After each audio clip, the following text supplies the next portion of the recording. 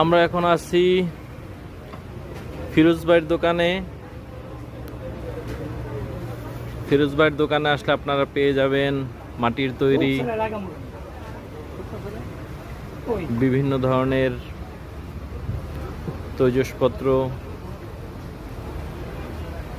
ফুলের টব, শোপিস।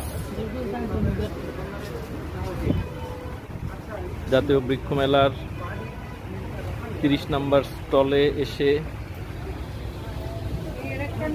পেয়ে যাবেন হান্ডি বাড়ি মাটির ঘর।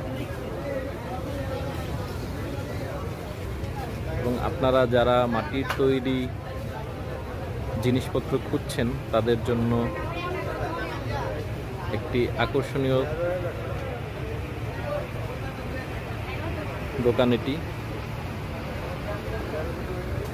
এখানে ছোট বড় সব ধরনের ফুলের টব পেয়ে যাবেন।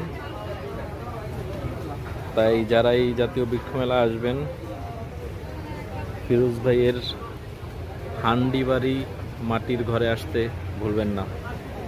ধন্যবাদ।